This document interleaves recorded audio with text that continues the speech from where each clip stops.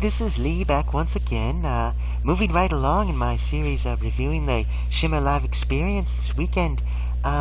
Shimmer Volume 77, continuing Saturday shows. We start off Veda Scott against Casey Spinelli. By the way, there'll be lots of spoilers. Veda Scott won. Of course, she's now this sort of evil businesswoman. She's bulked up a little bit. Someone was... one of these snarky fans I was sitting next to said, "Oh, she's put on weight, she's getting fatter." What? Who are you? Do you watch women's wrestling? She put on weight, but I think in a good way. I think many of these women, it's not as if they look like they're out of shape and can't fight. I think some of the women are very skinny, and unfortunately that sometimes, and not to judge these individuals, because people have different, body chemistry and so forth, is that sometimes the wrestlers can get so thin they look unhealthy. You begin to wonder, do they have a disease, a eating disorder? You hope not. Just as if you see a male wrestler who gets too bulky and you wonder, are they abusing, steroids or growth hormones or the drugs of some sort? And you wonder about their well-being. So, these different wrestlers, their physiques change drastically. Look at someone like Lufisto. She has gained and lost, huge amounts of weight. But I think whatever shape she's in, she makes it work for her. And her personality, her acting, it doesn't matter so much what she looks like. This is not a beauty contest. We are not, saying, you have to be this tall, you have to weigh this amount, your measurements have to be this. And unfortunately, women in Western culture are judged so much on their looks. It's very difficult. But I think certain wrestlers who have visibly gained weight, Veda Scott, Ariel, Nevea, I think they pulled it off very well. I think the outfits they wear are flattering. I think their wrestling style, is complemented by their size. And so I don't think it's as if, they accidentally gained weight. It's harder for women to lose weight than men, but I think they put it to their advantage. Because, of course, in amateur wrestling, it's a bit of a scandal. You have these wrestlers just starving themselves so that they can make their exact weigh-in weight class. It can get dangerous for a person's health. On the other hand, you have these wrestlers just, taking drugs and just binge eating so that they can become, huge to create that effect. And in women's wrestling, you hope that there's less of that pressure to, use these performance-enhancing drugs to achieve a certain look. There may be other temptations, mostly with plastic surgery to sort of fit a sort of ideal of beauty for the certain television executives probably try to force upon them and the general public. But anyway, that was a bit of a rant. I think Veda Scott looks great. And I think her character is fine. She really is assertive and outgoing in her personality. And she's been on television as a valet, so I think she did a great job. Casey Spinelli, again, some fans, saying that, she's just always, showboating and begging for people to cheer for her. I think that's her character. Her character is that she's like a cheerleader. She's like, give me your attention. Get fired up for me. And Serena Deeb did that, and no one faulted her for that. So I don't think there's anything wrong with what Casey Spinelli does. So I think the two of these women don't get enough credit. They're both good wrestlers. And they're both newer wrestlers, that's true. They're not veterans like Melissa, but they've come a long way, and they're very good. And so I think they had a great opening match. I was not bored by this in any way. So that first match, it's always a rough one, but I think they did fine. They did great. So I was happy to see more of Casey Spinelli. And of course, Veda Scott, less of this, lovable, clumsy underdog, and now just kind of full of herself. The fans seemed much more into her as a character now. So I think that snarky fan was completely wrong. I mean, he's welcome to his opinion, but he's just wrong. Anyway, that's how open-minded I am. Sweet Saraya with Rhea O'Reilly in her corner against Xandra Bale. And I believe this match was, well, Xandra Bale, of course, her gimmick, she's a very small woman. Um, you almost can't see her eyebrows, they're so light, she has very small, she's a very delicate looking person. Honestly, very delicate. Uh, but yet, she looked like she bulked up a little bit. You could see a little bit more muscle on her, and she really asserted herself. She really did what she could against these bullies. Um, but it wasn't quite enough. And I think Xandra Bale's come a long way since her debut.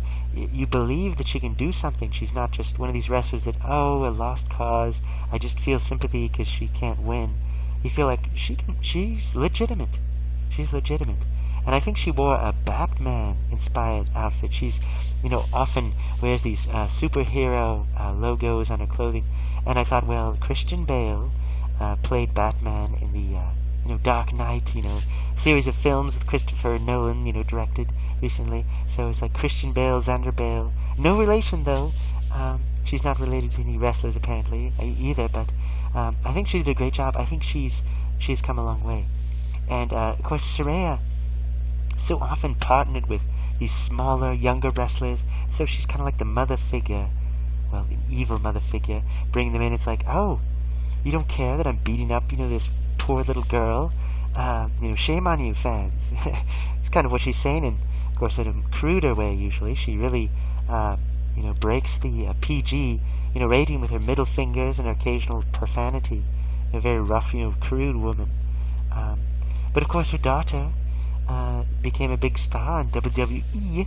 Paige, Brittany Knight, whose real name is Saraya, and of course her mother wrestles with her daughter's name. There you go. But anyway, I think this was a good match. I was not expecting it to be a good match, but it was. I was proud of Xandra Bale, what she was able to do, and always enjoy Sweet Saraya. And she doesn't have to be as much of a bully because she sort of established herself match after match this way. And some fans criticize Sweet Saraya, probably not to her face, saying, all she does is the same old thing every time. But that's her character. That's what she does. I think she does a lot to gain sympathy for these new wrestlers, to put them through their paces in the ring, and so I think she fulfills a good function there. And Rhea O'Reilly, she's getting better, a good heel. I don't like her haircut. She has kind of like half kind of really short, the other kind of hanging into her face, It's like Heidi Levis's haircut also, but it's on a different side of the head.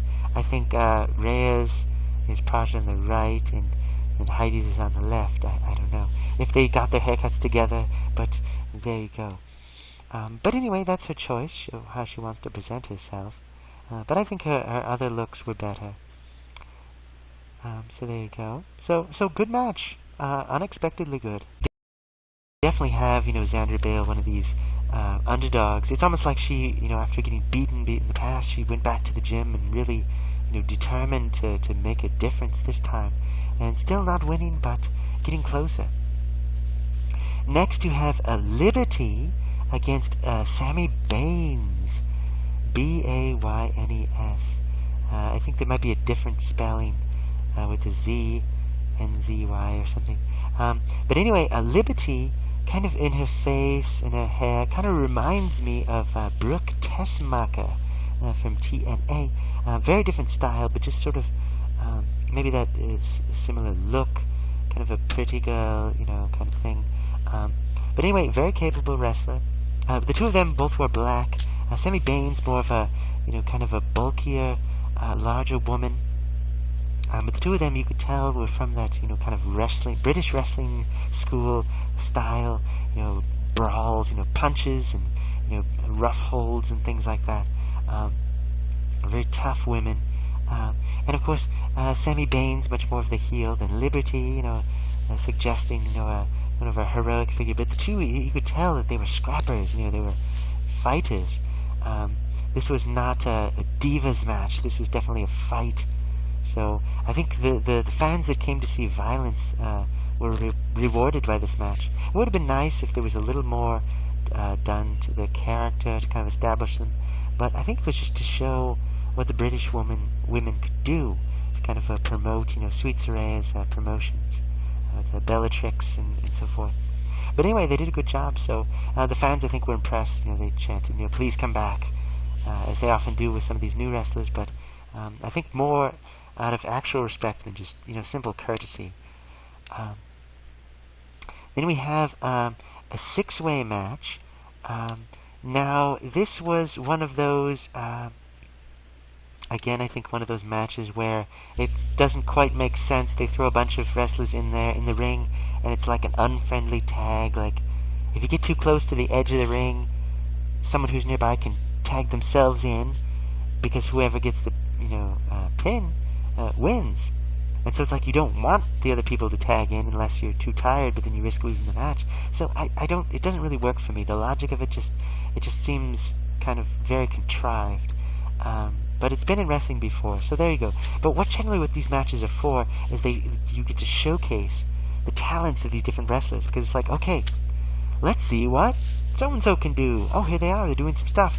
And then they back out. And then someone else, oh, let's see what they can do. And then they back out. And maybe the last two left will be like, well, this is the real match, and okay. But it tells a story, because usually whoever wins then goes on to, do something next.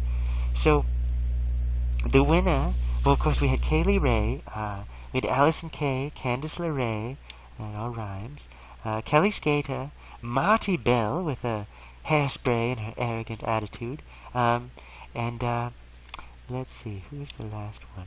And oh yes, Sunoco Kato. And so they had this six-way match, and again, it was not a case of like everyone's in the ring at once, but there were times when people would come out together and do group moves. So usually you get a few fun spots where people are doing crazy things. I think there was a place where everyone was climbing on the turnbuckle, and you thought, oh, this is like that match that they did in '67, where everybody was kind of thrown at the same time. But it didn't happen because I believe it was Allison Kay kind of started like pulling people off of the rope, and so it was just one person. But then there was another move where two people got slammed together at the same time. So there were a lot of creative things.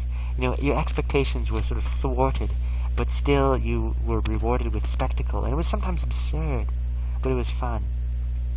People getting thrown, into the corners and groups and piles and things like that. And you get that in these matches. So it was fun, even if the logic was a little shaky. Next, Courtney Rush and Crazy Mary Dobson had a match. Oh yes, and previously Kaylee Ray won. So there you go, more Kaylee Ray. Courtney Rush against Crazy Mary Dobson. Now this was sort of the battle of the crazies, and Courtney Rush just acting very disturbing, very evil against Crazy Mary, more of an innocent crazy.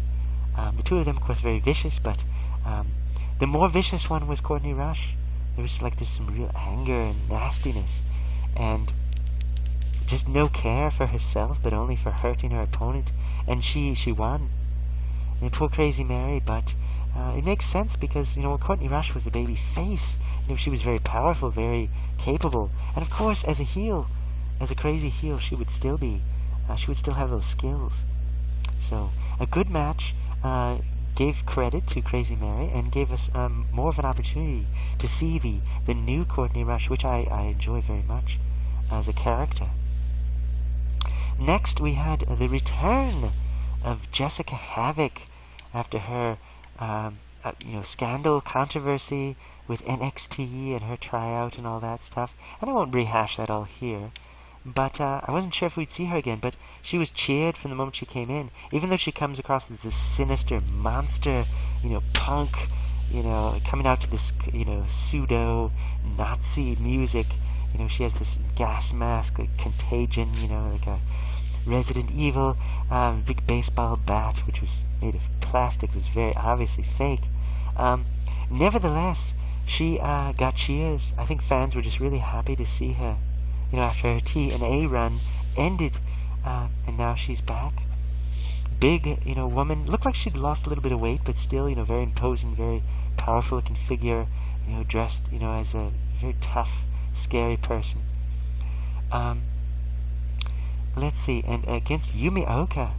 And of course, Yumi Oka, a bad person by this time, but a bit of an underdog, and very slender in comparison, and trying everything she could. But a bit an interesting reversal, because normally Jessica Havoc would have been the heel, Yumi Oka would have been the face.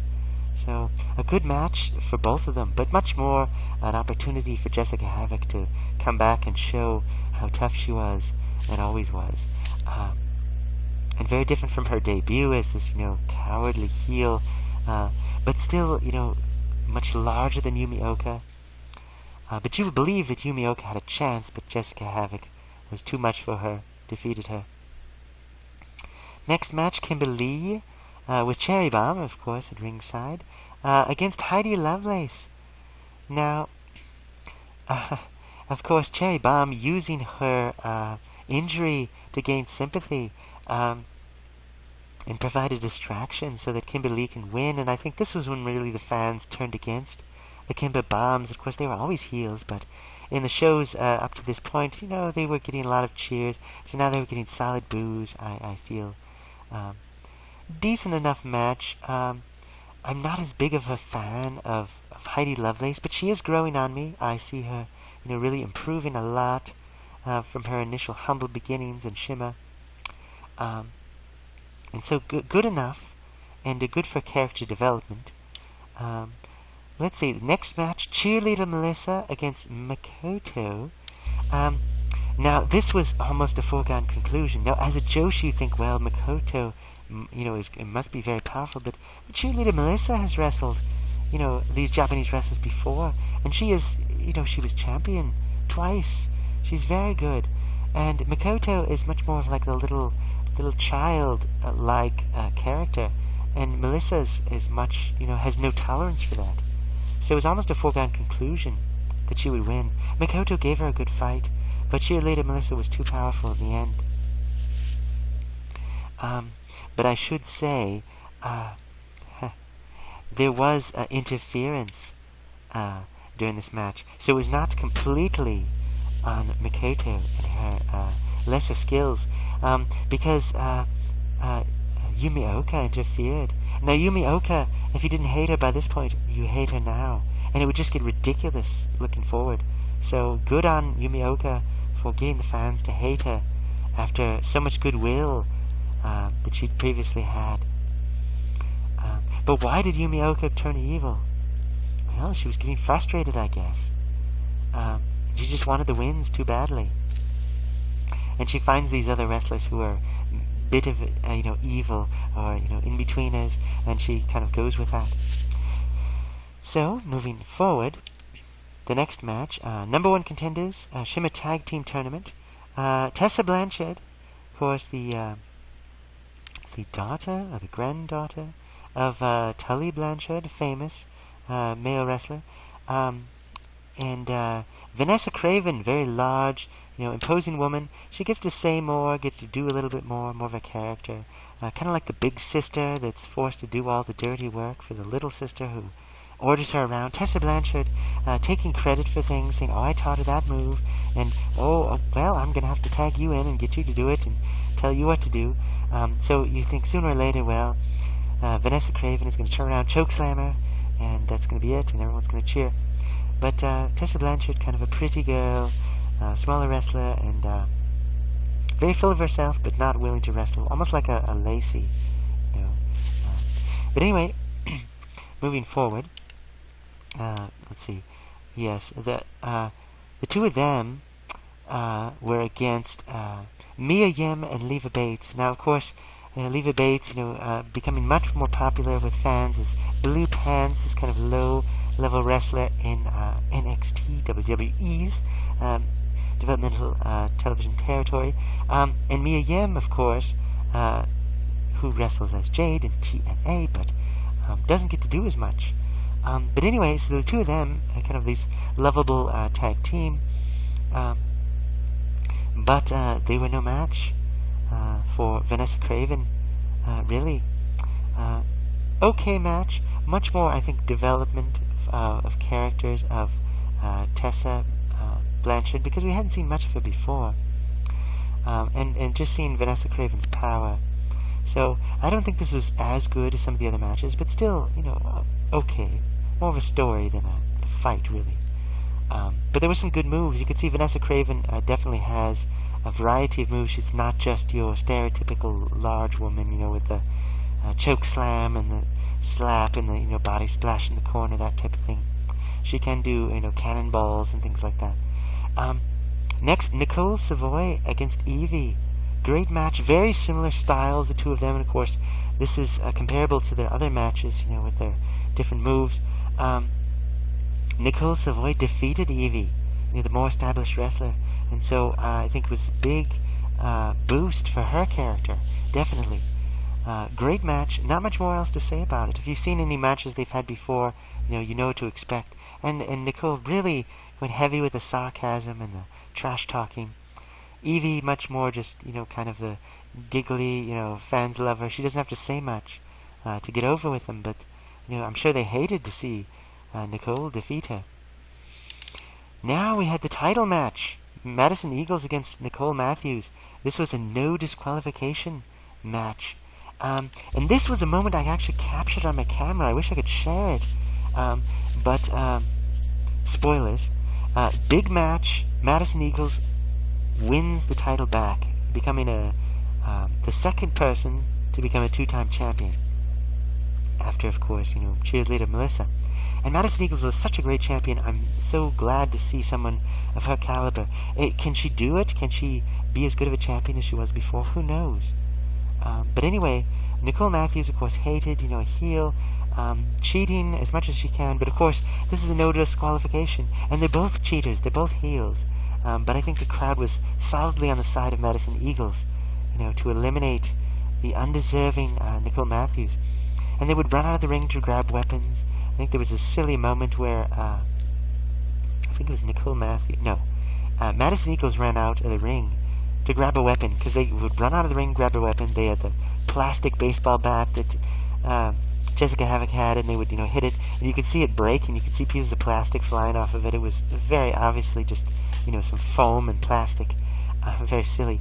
Because if you hit someone full on the head with a metal baseball bat, it would kill them. It would, crack their skull. They would be knocked unconscious immediately, at the very least. But anyway, so there you go. Realism. Madison Eagles grabbed a weapon from backstage, but the weapon was Kaylee Ray, and she kind of like threw Kaylee Ray, into Nicole Matthews. It was kind of funny, and then Kaylee Ray kind of recovered and then kind of like ran out of the ring, out of the arena, but she high-fived Madison Eagles as she went out, so it was funny. So little jokes like that here and there, and there were moments like that throughout the shows. Just little moments that really didn't make sense, but they were kind of funny and just entertaining. So, but the end, the moment that I captured on I was snapping fast, a series of photos, and just like a little slideshow of it happening. I think there was an attempt maybe to do the fireball again, perhaps. But Nicole Matthews had the belt, and she was going to use the belt as a weapon against Nicole, and of course, or against Madison Eagles, not against herself. Of course, very obvious, because it's a no disqualification match. It's legal to do that. And so she was going to, this vicious fight, spilling out into the sides and everything. So she was going to hit her with a belt. She was stopped from doing that. And then there was this chair set up in the middle of the ring, this folding chair, which one of these weapons that had been brought out. And Madison Eagles did this move where the hellbound, where she kind of like picks them up and like slams them onto the knee, onto the ground. But she did it instead of onto her knee, onto the chair, the seat of the chair, and just the metal you see it was buckled under the move, and it was so fast. But I caught the frame by frame as it crashing down, and it was an accident. I wasn't even trying. I didn't know what was going to happen. I was just sort of, I'm taking pictures. Bam. So. Quite an amazing spot. I'm sure it must have hurt. Hopefully there's no long-term damage, but what a move. And the crowd just exploded at that moment. They couldn't believe it. Because after that, there's nothing more to be said. It's over. Madison Eagles has won. She's champion again. So congratulations. A great match between the two of them, and a great way to finish Saturday. And I think if that's all I had seen, I would have gone home a happy camper, as they say. Very satisfying ending to that show. So next I'll be talking about what's happening. But the appearances of the wrestlers. If you think about it, Volume 71 was about 6.5 months ago from this time, and the DVDs at this time, 68 had just been released, and actually 69 through 70 just came out a few days, within days of the show, before the show. And I think 71, I saw it was being sold at the show itself during the intermission on Sunday. So it's probably shipping out this week to people who've ordered it online. So people were not caught up with the DVDs. But you think about 72 through 75, no one's seen except people that were there live. So it's been a whole year since 71. So the fans, had not, the changes in appearances of many of these wrestlers, the hairstyles, the losing, the gaining the weight, it's a little drastic. But once you get used to that, I think you'll see some solid matches in both of these shows. And I imagine the digital versatile discs will be as good, if not better, than the presentation we saw. Mainly because these brawls out into the crowd, you sometimes miss, because you can't see, depending on where you're sitting, you miss some of the action. Some of the jokes might not be there. Some of the profanity will probably be edited out. But otherwise, I think generally it's going to be worth it when it comes out. So hopefully they do a good job with the Q&A session. Hopefully that is more or less intact, and have some good footage for that to add to the overall 10th anniversary festivities. So if you were there live, you might have gotten a little burned out, but you certainly got an opportunity to interact with all your favorite wrestlers. So there you go. So next I'll be talking about 78, 79. I think I'll just get a little bit of a beverage to refresh my throat. Too much yelling and talking about this amazing wrestling.